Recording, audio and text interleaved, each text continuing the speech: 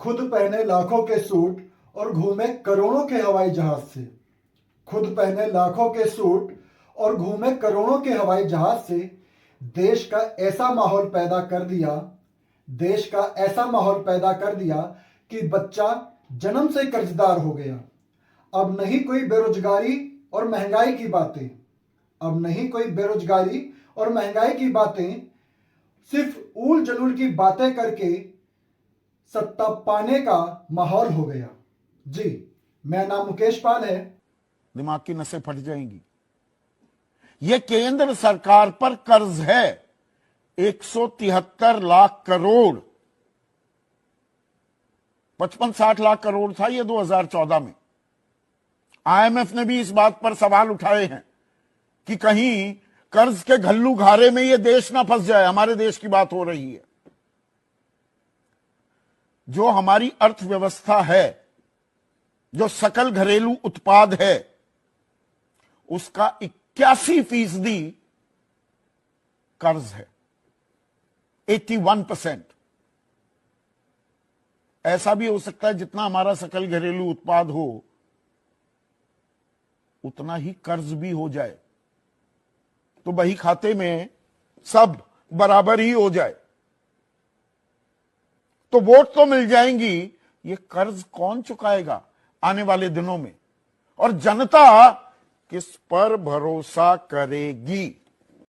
मैं न कांग्रेस के खिलाफ हूं, न पंडित नेहरू के खिलाफ हूं। हमारे देश की राजनीति, हमारे देश को जोड़ने की राजनीति होनी चाहिए, ना कि गृह युद्ध पैदा करने की राजनीति। आज जो लोग केवल धर्म के और जाति के नाम पे वोट ले रहे हैं, उनसे हम ये प्रश्न तो पूछें कि रोजगार, शिक्षा, चिकित्सा, हमको राजनीति नहीं करनी है जो लोगों को दबाए। हमको राजनीति करनी है जो लोगों को उठाए। ताकत वो नहीं होती जो लोगों को दबाने के लिए इस्तेमाल की जाती है। ताकत वो होती है जो लोगों को उठाने के लिए इस्तेमाल होती है। किसान इस समय कितने बड़े संकट में है। कोई टीवी चैनल दिखाने को तैयार नहीं, कोई अखबार लिखने को तैयार नहीं। केवल क्या लिख रहे हैं? हिंदू मुस्लिम, जाति पाति, तोते के तरह। भाई को बांटो, भाई को काटो। ये राजनीति हम होने नहीं देंगे। जो काम अंग्रेजों का हो रहा था, हमको नीचे बिठाने का जानवर की तरह, कब तक ये काम चलता रहेगा?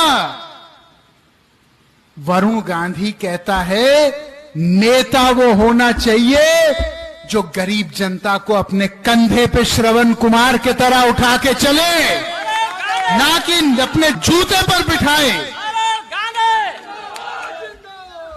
अपनी आवाज उठाओ।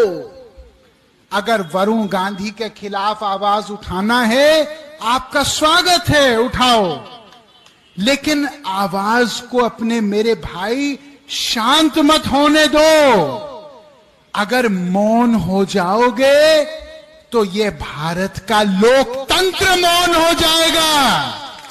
देश का माहौल दिन का दिन बिगड़ता ही जा रहा है।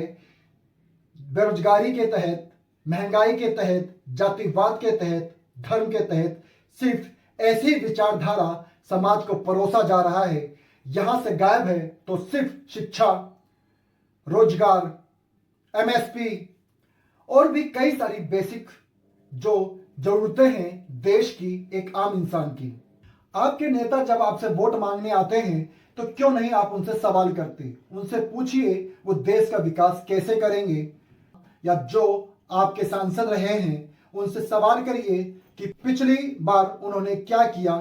हार मत डालिए उन पर, उनको हार मत पहनाइए, उनसे सवाल करिए, क्योंकि यह आपके भविष्य का सवाल है, आपके बच्चों के भविष्य का सवाल है, आपके देश के भविष्य का सवाल है।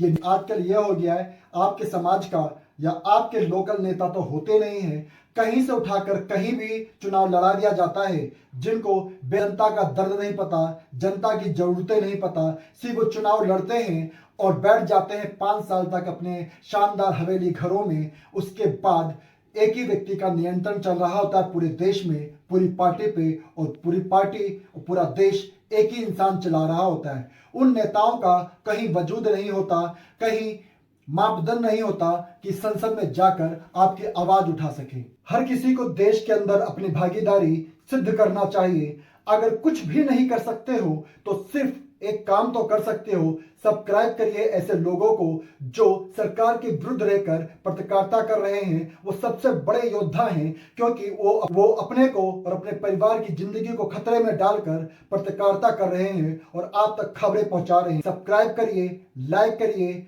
और अपनी राय दीजिए और अधिक से अधिक शेयर करिए। जय हिंद, भारत माता की जय।